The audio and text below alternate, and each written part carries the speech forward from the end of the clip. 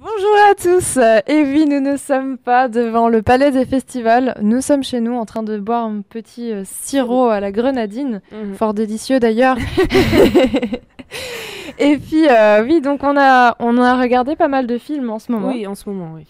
Et ce sont des films spéciaux en fait, voilà, d'une autre catégorie. Un certain regard. Et, oui. Et ce sont des films qui sont plutôt basés sur des faits réels, ou en tout cas engagés politiquement, à ce que j'ai compris, enfin de ce que j'ai vu en tout cas.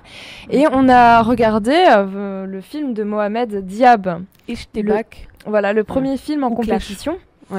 Et le film d'ouverture de cette catégorie en fait. Voilà, c'était ça. C'est ça, un film très bien.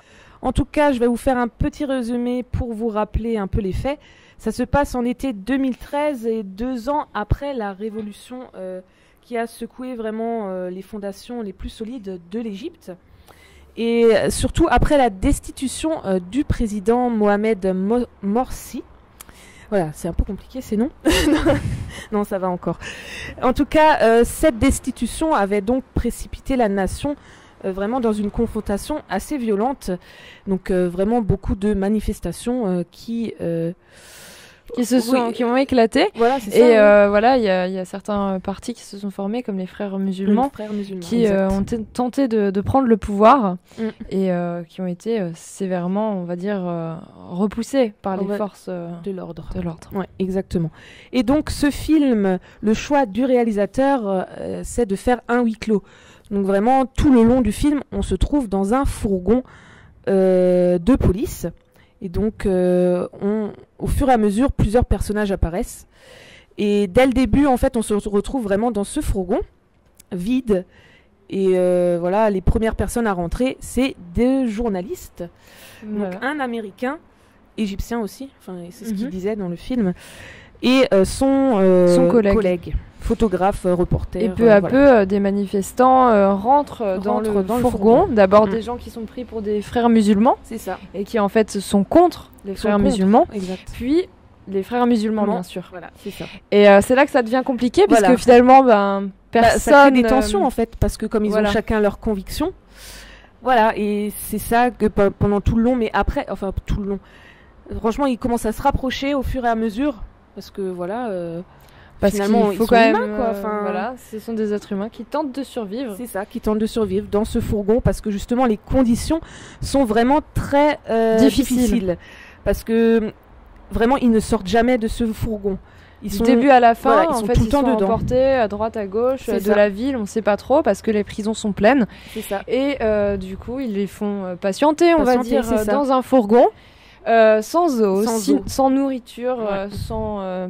possibilité d'aller faire ses besoins, donc c'est assez difficile et ça montre l'inhumanité, la violence des forces de l'ordre aussi. Oui, parce qu'il y avait une scène assez difficile à regarder, bon, plusieurs en fait, mais mais même cette situation, elle est très difficile à regarder parce que oui, comme tu as dit, c'est inhumain en fait de voir ces gens se faire, enfin vraiment ne plus pouvoir avoir de liberté. Tout le film tourne autour de cette privation de liberté et puis surtout de la violation des droits. Oui, c'est ça. Et justement, je vais venir plutôt sur la manière dont c'est mis en scène aussi. C'est que ce choix de huis clos, je trouve vraiment intéressant. Et vraiment, il filme tout là-dedans. Et on s'ennuie vraiment pas en fait. On s'ennuie pas. Et moi, je pensais à au début, l'attention, je me suis dit tout le temps dans ce fourgon, ça devient un peu lourd, mais en fait, c'est très intéressant la manière dont il a filmé. Ouais. Moi, je trouve vraiment, il maximise vraiment toutes les possibilités de filmage et dans un seul endroit minuscule. Et ouais, dans cet endroit, il arrive à maintenir l'attention. Et moi, je trouve c'est vraiment, il a fait un beau excellent travail. Et moi, je vous dis, regardez ce film si vous pouvez le voir ailleurs, parce que je pense qu'il va sortir au cinéma très prochainement ou bientôt. J'ai pas vraiment la date en tête. Oui, si vous avez l'occasion. Pour moi, en tout cas, c'est l'un des meilleurs films que pour le moment j'ai vu à Cannes. Après, je vais pas trop m'avancer non plus, mais c'est vrai qu'après, voilà, c'était très intéressant parce que ça montre le chaos dans lequel le pays, l'Égypte, était plongé à ce moment-là. Exactement. Et voilà, il y a une série de thématiques qui sont abordées par rapport notamment entre par rapport aux relations entre les hommes et les femmes, par rapport à la religion, par rapport au radicalisme religieux.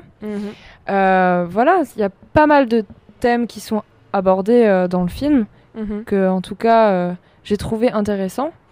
Et puis surtout, ça montre bien l'humanité. Les relations voilà, qui se dégagent. Voilà, il y a des relations qui se créent malgré leurs engagements politiques qui sont si différents. Et voilà, les gens se déchirent, puis après s'unissent pour survivre. Et même au niveau des forces de l'ordre, on peut voir qu'ils ne sont pas diabolisés, en fait. Il y en a quelques-uns qui vont les aider. Qui sortent du lot et qui essayent de les aider. Ce qui est bien aussi, c'est qu'on voit les personnages, enfin, disons que le réalisateur s'intéresse à chaque personnage. Il n'y a pas, comme dans tous les autres films, un héros... Ils sont tous ils sont tous au même niveau, ça je suis d'accord, c'est vraiment très bien de la part du réalisateur, c'est que voilà, il n'y a pas de personnage principal, tout le monde a sa place dans le film. Et ça c'est vraiment très bien et ils ont chacun une histoire qui vaut le coup vraiment. Oui, c'est ça, ils développent en plus l'histoire de chacun et c'est vraiment super. Et voilà, vous voyez que dans un film, on peut développer l'histoire de plusieurs personnes et c'est super. Et vraiment, moi j'ai trouvé aussi ce qui était par rapport à nous, c'est que comme c'est un huis clos, on se retrouve aussi un peu geôlier malgré nous pendant tout le film en fait, parce que l'extérieur on le voit mais que à travers les fenêtres aussi. Et je trouve ça on a l'impression d'être avec eux ça, en fait, et de partager leur souffrance la aussi. Souffrance, c'est ça. Et quand on est dans ce fourgon, on a juste envie d'une chose, c'est d'en sortir. Et c'est-à-dire bon on se dit pas en fait ils sont dans la merde, on se dit nous sommes dans la merde. C'est ça, et voilà, beau mot de fin. Mais voilà. Non, en tout cas, on vous le conseille.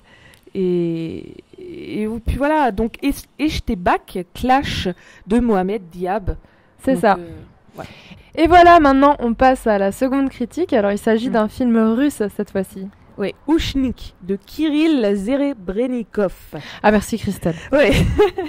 Non, j'adore leur nom, mais le prononcer c'est assez difficile. Tu m'as sauvé la vie en tout cas. En tout cas, le plus simple c'est Le Disciple en français. Et Christelle va nous faire un petit résumé. Pour commencer, c'est l'histoire d'un jeune adolescent qui vire vers la chrétienté. C'est à peu près ça, voilà, c'est ça. Donc qui se convertit un peu à la religion. Et par contre, sa foi est vraiment un peu délirante, un peu folle. Démesurée, voilà. Et oui, en fait, on le suit durant tout le film, lui et son évolution et les relations qu'il a avec les gens autour de lui, avec sa mère, avec un de ses amis. Enfin, est-ce que c'est un ami vraiment? C'est son disciple en fait. C'est son disciple. Voilà. À la fin justement, et en plus il va vraiment très loin. Il va très loin, mais on va pas vous spoiler après par rapport à ça. Et voilà, même avec tout le corps enseignant en fait, il se met un peu, et même ses autres camarades d'école, surtout une fille. Enfin voilà, et il a ses convictions aussi. Il suit la Bible et lui, il veut imposer sa foi aux autres et il veut changer un peu l'ordre établi dans son lycée. Et par exemple, dès le début, lui, il veut pas aller à la piscine. Parce que c'est pas dans ses convictions religieuses. Et surtout, il condamne un peu toute forme de nudité parce que voilà, elles sont en bikini pour le cours de natation. Voilà, lui ça lui plaît pas. Et il va vouloir changer ça. Et il réussit déjà ça. Dès le début du film, il a réussi à faire changer ça. Et les filles se retrouvent avec un maillot, une pièce, avec le bonnet de bain, et les garçons aussi. Enfin voilà, et pendant tout le film c'est ça, il veut changer plein de choses. Et il y a une enseignante par contre qui tente de résister vraiment à cet ado.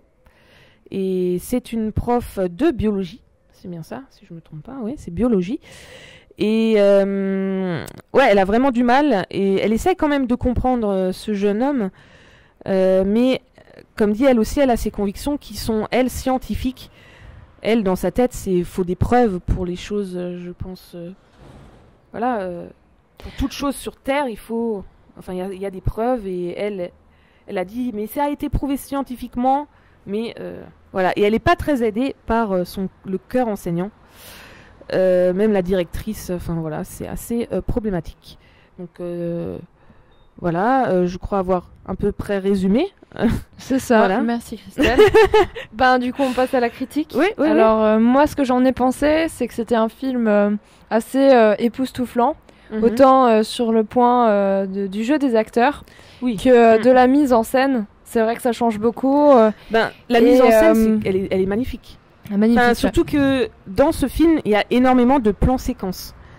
Et ça, j'admire vraiment les acteurs par rapport à ça, parce que les plans séquences, faut pas se louper. Enfin, faut vraiment rester dans son rôle jusqu'à la fin du plan, en fait, que quand on les filme et voilà. Et ce que j'ai trouvé fascinant aussi, c'était cette facilité à retransmettre les émotions des uns et des autres. C'est ça, oui. Par le jeu des acteurs, bien sûr, mais aussi par la musique derrière.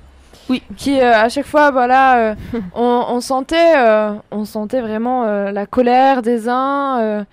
Voilà, ça se voyait sur leur visage, mais ça se transmettait, en fait. Oui. Très facilement. Oui. Ce qui est rare pour certains films. Pour certains films, c'est vrai qu'ils ont du mal à faire passer les émotions, alors que là, moi j'étais pour tous les acteurs, vraiment. Vraiment chaque acteur. C'est vrai que chaque acteur avait vraiment sa patte et sa manière de jouer qui était pour moi c'était sublime. Enfin, moi j'étais à fond. Je ne suis pas sortie du film un seul moment. Et c'était vraiment très bien. Et même, je trouve que le réalisateur avait comme disait, une mise en scène splendide, des beaux plans séquences et une audace visuelle aussi, parce que je sais pas si tu te rappelles, il y avait une scène, par exemple l'apparition dans l'appartement d'un Christ en croix. Mm-hmm. Ce plan, il est juste magnifique. Enfin, moi je trouve qu'il est beau et la lumière et tout. Le dernier, quand la prof s'attache, attache ses chaussures sur le sol, elle les cloue en fait, parce que pour montrer qu'ici c'est sa place. Ouais, et qu'elle va pas se laisser elle reste comme ça, en s'énervant, ici c'est ma place, et voilà, en pleurant, en criant, et c'était assez... c'était beau quoi. Ah, c'était beau, non mais ouais, mais vraiment beaucoup de scènes étaient super belles. Et audacieuses. Et en parlant d'audace, les sujets qui sont évoqués sont aussi audacieux. Ah oui. L'éducation, la religion, la sexualité. Et ça, le réalisateur les aborde, mais sans détour en fait. Et en utilisant parfois l'humour. C'est-à-dire que j'ai rigolé pendant ce film, alors que c'était des sujets totalement graves. La situation, elle est pas drôle, mais... Moi, j'ai rigolé. Il y a plusieurs personnes dans la salle qui étaient morts de rire. C'est ça. Ouais. Et je pense que c'était contagieux. Oui, c'est ça. Et après, mais je pense que c'était vraiment voulu de la part du réalisateur. Parce que ça, pour dédramatiser un peu. Pour dédramatiser le sujet. Mais même juste des plans, c'est vrai que... En fait, tu passais d'un sujet, t'étais là, oh, et d'un coup, t'as le plan qui suit, il te fait juste rigoler. Et voilà, parce que... Juste la tête, par exemple, des personnages, ou juste la manière dont il... il était vraiment très bien, ce film. Moi, je vous le conseille aussi. Enfin, on le conseille, toutes les deux. Comme le film dont on vous a parlé avant. Enfin, voilà, c'est 2 films que vous devez voir. Donc, Ouchnik de Kirill Zerebrennikov, que vous devez regarder. Et voilà, je sais pas si tu as quelque chose à rajouter sur ce film. Pas spécialement. Je voulais juste rajouter quelque chose par rapport aux citations de la Bible.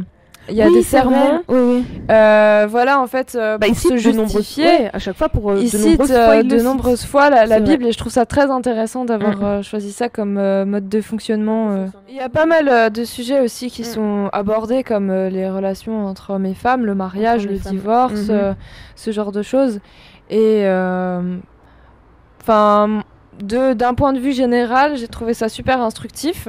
Et puis, comme dit, on apprend pas mal de choses sur le radicalisme religieux. Il y avait aussi de l'antisémitisme en plus. Oui, c'est ça. Et beaucoup de choses étaient abordées et vraiment d'une belle manière. Avec une confrontation avec justement l'enseignante. L'enseignante, oui. Qui, elle n'était pas très aidée, comme on disait. Par les gens et c'était leurs échanges qui étaient les plus beaux, les plus intéressants et les plus beaux, c'est vrai. Donc voilà ce que j'ai retenu de ce film, un film génial, et qu'on vous invite du coup à voir. Oui, exactement. En tout cas, un bon jeu d'acteur, tout Tout est nickel. Tout est nickel. Allez-y, il n'y a pas de souci. Allez, du coup, on se quitte. Salut.